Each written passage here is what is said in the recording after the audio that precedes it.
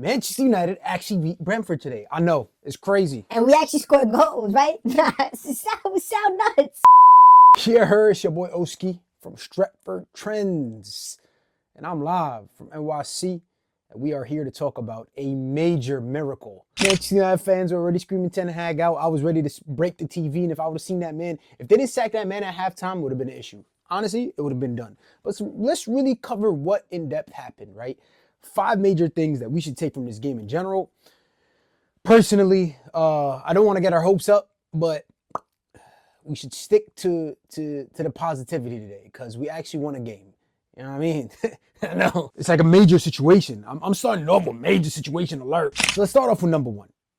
And it's going to be Matheus de Ligt. Very, I would want to say shaky start, but not really. But homie stepped up to the plate today. My boy was a bloody warrior. He did everything in his power to not get subbed off for Lindelof. And it was good to see that, right? This is what is signs of you want somebody to actually play for the club and who's really trying to do this and actually try to grow. So for the full 90, no excuses. My boy went straight to business and he balled. So that's actually like, it was actually pretty, I'll take that. That's the positivity. We not being soft, right? So shout out to him. You know what I'm saying? He was solid on the ball, organized battle, organized in everything. Backline was clean, very organized. I liked in total his demeanor on the pitch was good money. We approve of that in the hood. Number 2, it's your boy Marcus. Redemption Rashi is what I'm gonna call it. I was actually impressed with seeing the boy on the right today. I thought it was gonna be, we all know this. Let's be honest. We all know that front 3 is just not it. Today it was somewhat it, but we all know, like, we all seen the lineup and it's like, oh my God. That front 3 with the Kasa, Bruno, Eriksson in the mid, and nonsense back 4. It's just like, all right. When the first goal came in, we all knew this, we expected that. But we didn't, what I didn't expect is a second half performance to actually look like that. So having to start to him on the right was actually worrying to me per se. But I think he low-key did his thing. He was just cooking players. He was, come on, the delivery to Garnacho was so clean. Like, the fact that you could just drop a ball like that and you know that you have that capabilities, that's just massive. You know what I'm saying? So it's like, he on that serious wide playmaker thing, right? Like, that's what we're going to call it, a wide playmaker thing. That's really what I'm going to have to see it as. Now, number 3, the Brock Lesnar gimmick is over about your boy Højlund. Today, he was actually doing a link-up play. Like, he wasn't your typical Højlund trying to fight defenders. Like, it's the WWE. That's where the Brock Lesnar, comparison comes in. If you don't get it, woof. He was actually trying to understand play and getting in and out. So I got to definitely big him up on that aspect of the whole game. So shout out Højlund making that run. Like, let's be honest, that second goal, when it came down to Bruno, I'm getting too excited just remembering that goal. Oh, and then the chip, ooh la la. The chip, not the chip, brother. Ooh. And of course, moving on to number 4, I'm going to go with the boy on the frame, right? Before y'all coming at me, why you have Garnacho frame shirt on? Bro, come on. First, shirt is hard. Second is frame when he was out here in the States. So it was lit. But anyways, he a baller.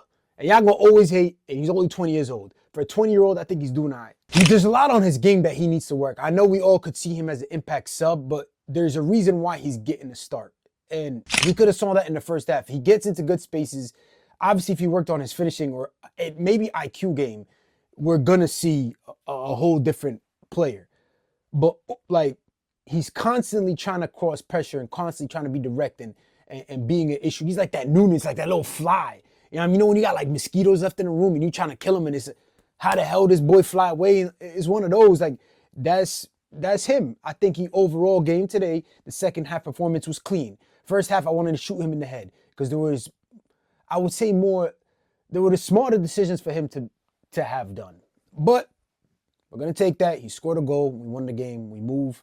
Hopefully, we see improvement in that aspect of game. And number 5, return to the Unks. Yeah, right. But I don't want to get ahead of myself because honestly, I got ahead of myself preseason and earlier on the season, Community Shield, this, that. This Casemiro, whatever you want to call it, I don't know what to call him at this point. But Casemiro, honestly, could, if he sticks to balling like this, it's just, you know what, I don't even want to say that because I know he not. I know next game is going to be a stinker, so I don't want to get again excited. But more of the story, it was a great performance from Kasa. I'll be honest. He was quick off the ball. His passing was going into like, you know what I'm saying? It wasn't going like where it's not supposed to be going. Overall game, he was on point today. So other than the first goal that we all seen, great header, by the way, Dalot lost his man. Okay, Dalot off the field. We're going to complain that. But at the end of the day, it shouldn't be like that. And we all know. At the end of the day, it shouldn't be like where it's, okay, we're relying on that. It shouldn't be we're playing with a back to goal and us the ones to work. Come on, Manchester United at home against Brentford. Overall, this is after all 5 takes, obviously. But to see a second half performance, because obviously I seen first goal, we crumble, that's it, lights move on. I thought they was going to score 10, especially after it being right after the first half. You know what I'm saying? And it ain't not done yet. It ain't done yet. But anyways, I got to give these men credit for coming out and switching the whole game. Tactically, shout out, I don't want to even say his name no more because he get me tight. But I got to pay homage when it's due, and this is the homage. So big up the starting 11, big up everybody that was involved in that. But this is what we expect, and this is what is going to bring back our smiles. Yeah, right. But and sure it will, because at the end of the day, we want to see the club win, and I know we all want to see that. We don't want to sit here waste 90 minutes of my day. Like, it's up watching the tournament game and you see Brentford scoring in the 46th minute. Like, what? And what sucked about that is that's regular activity. It's not like it's something new. You know what I mean? But all in all, we could take a positive second half. I don't want to say 90 minutes. We could take a positive 45 and hopefully implement that next time. Next game, we move. Now we're seeing other people off the bench, maybe a slight rotation instead of just burning out. But it's just that level of iciness. You know what you want them to rock, you feel me? Like pull up and just, that's all I want to see. But y'all let me know what y'all think. And the end of the day is glory, glory, Man United. And that's all that matters. And make sure you like, comment, subscribe below. Please show us love. Let me know what y'all think in the comments. And I'm going to catch you on the next post-game reaction. Peace.